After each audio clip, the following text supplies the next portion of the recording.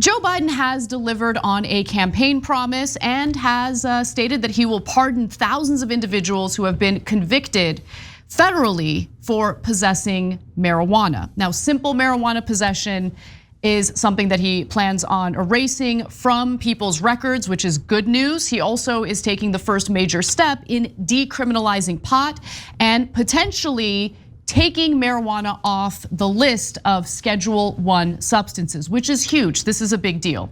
Now, he made the announcement via Twitter where he writes, "As I've said before, no one should be in jail just for using or possessing marijuana.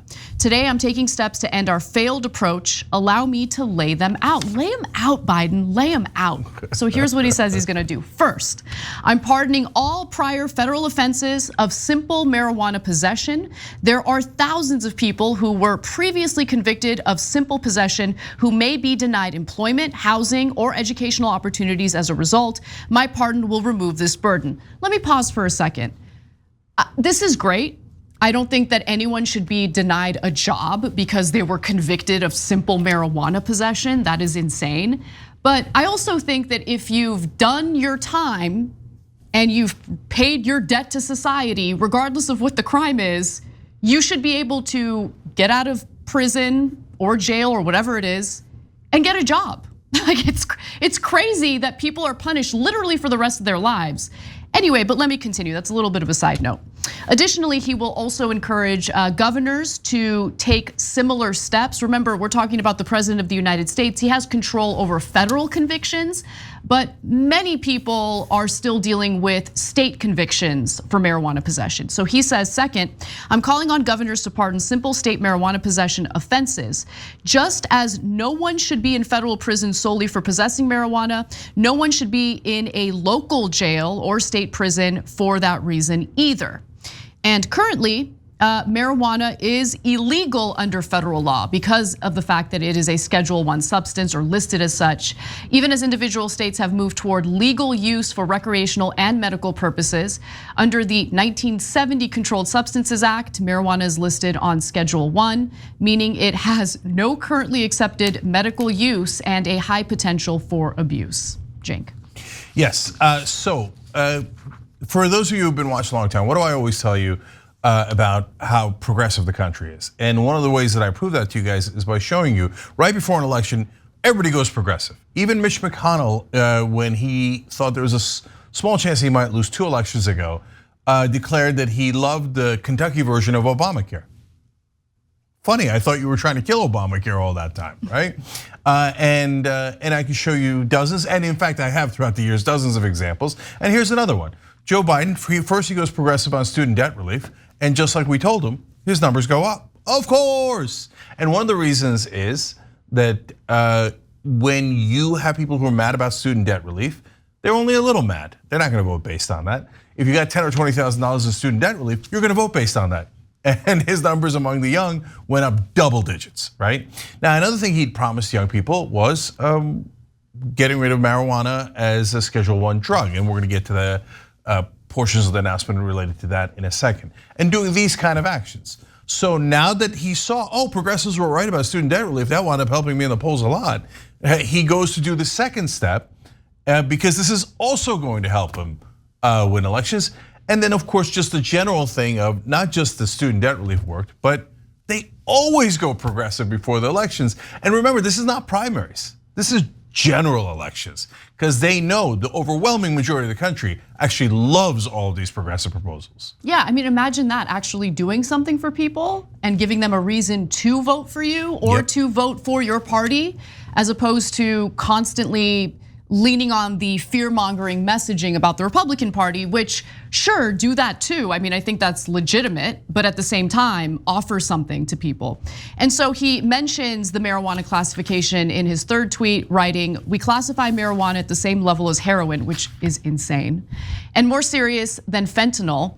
It makes no sense. I'm asking Javier Becerra and the Attorney General to initiate the process of reviewing how marijuana is scheduled under federal law.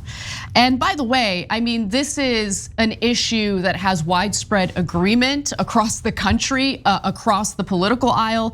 91% of Americans overall would like to see marijuana be legalized. And I think that makes a lot of sense. Take a look at this Pew Research Center pie graph that gives you a sense of just how widespread the support is for marijuana legalization. Fewer than 10% of US adults say marijuana should not be legal at all, and that consists of like Dennis Prager and maybe 3 other people. Cenk. Yeah, so remember why the war on drugs was started in the first place? One of Nixon's top aides says, it has admitted, this is a direct quote, you wanna know what this war on drugs was really about? And remember, it started in 1970, as Anna just told you, under Nixon. He explained, we knew we couldn't make it illegal to be either against a war or black, but by getting the public to associate the hippies with marijuana and blacks with heroin, and then criminalizing both heavily, we could disrupt those communities. The war on drugs has always been political. It has been against black folks and the left in general. And so this is 50 years too late, right? But I'll take it, I'll definitely take it. Why didn't Obama do this? Why didn't Clinton do this? By the way, they both smoked pot and laughed about it, so did Kamala Harris. But they put away millions of people, not just those two, but all of these folks combined in a war against their own.